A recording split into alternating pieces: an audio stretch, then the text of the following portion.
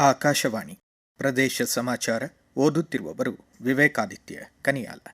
ರಾಜ್ಯಾದ್ಯಂತ ಮತದಾರರ ಪಟ್ಟಿ ವಿಶೇಷ ಸಮಗ್ರ ಪರಿಷ್ಕರಣೆ ಪ್ರಕ್ರಿಯೆ ಪ್ರಗತಿಯಲ್ಲಿದೆ. ಚಿಕ್ಕಬಳ್ಳಾಪುರ ಜಿಲ್ಲೆಯಲ್ಲಿ ಎನ್ಯುಮರೇಷನ್ ಅರ್ಜಿ ವಿತರಣೆ ಪೂರ್ಣಗೊಳಿಸಲಾಗಿದ್ದು, ಎಸ್ಐಆರ್ ಗಣಕೀಕರಣ ಪ್ರಕ್ರಿಯೆಯಲ್ಲಿ ಜಿಲ್ಲೆ ಪ್ರಥಮ ಸ್ಥಾನದಲ್ಲಿದೆ.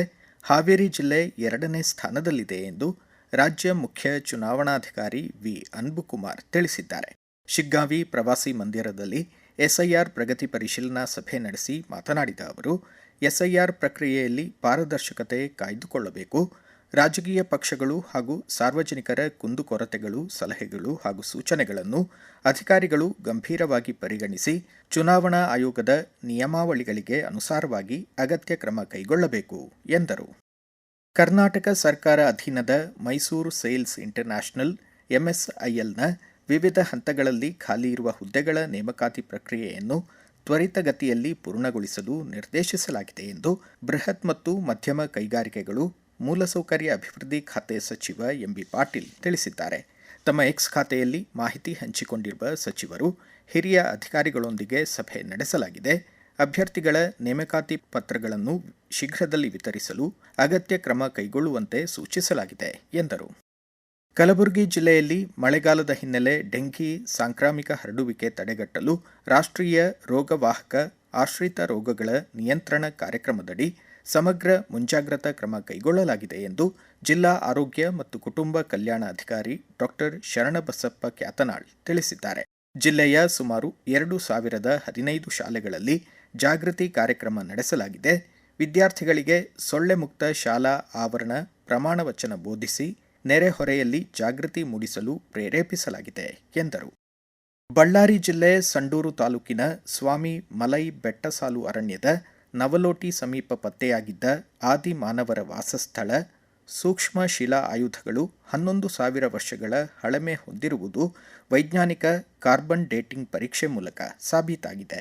ಇಲ್ಲಿನ ದೇವದಾರಿ ಗುಹೆಗಳಲ್ಲಿ ಪತ್ತೆಯಾದ ಸಣ್ಣ ಶಿಲಾ ಆಯುಧಗಳ ಕುರಿತು ಜಂಟಿ ಕ್ಷೇತ್ರ ಕಾರ್ಯ ಕೈಗೊಂಡ ಪ್ರಾಗೈತಿಹಾಸಿಕ ತಜ್ಞ ಪ್ರೊಫೆಸರ್ ರವಿ ಕೋರಿಶೆಟ್ಟರ್ ಪ್ರದೇಶ ಸಮಾಚಾರಕ್ಕಾಗಿ ಹೆಚ್ಚಿನ ಮಾಹಿತಿ ನೀಡಿದ್ದಾರೆ.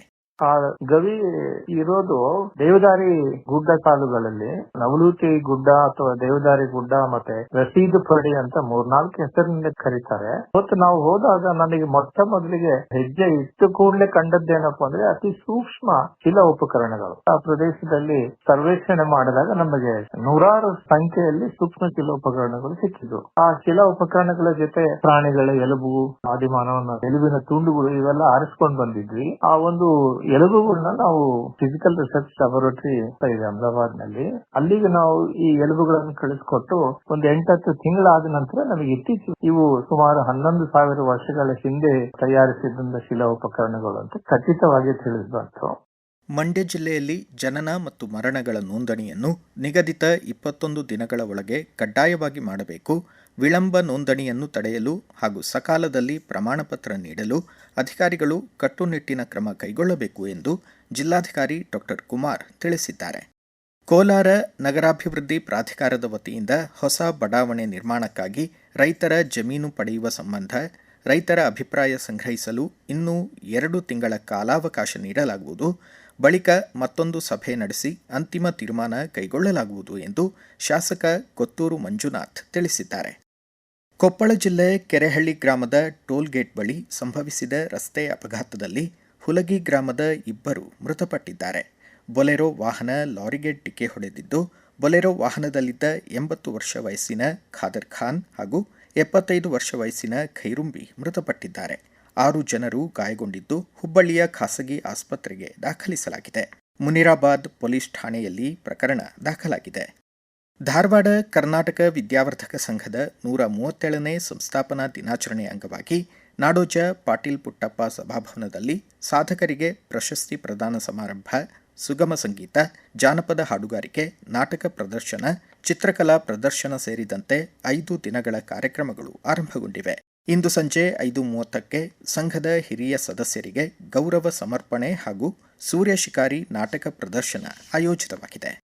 ರಾಷ್ಟ್ರೀಯ ಭದ್ರತಾ ಸಲಹೆಗಾರ ಅಜಿತ್ ದೋವಲ್ ಈ ಬಾರಿಯ ಪ್ರತಿಷ್ಠಿತ ಲೋಕಮಾನ್ಯ ತಿಲಕ್ ರಾಷ್ಟ್ರೀಯ ಪ್ರಶಸ್ತಿಗೆ ಭಾಜನರಾಗಿದ್ದಾರೆ.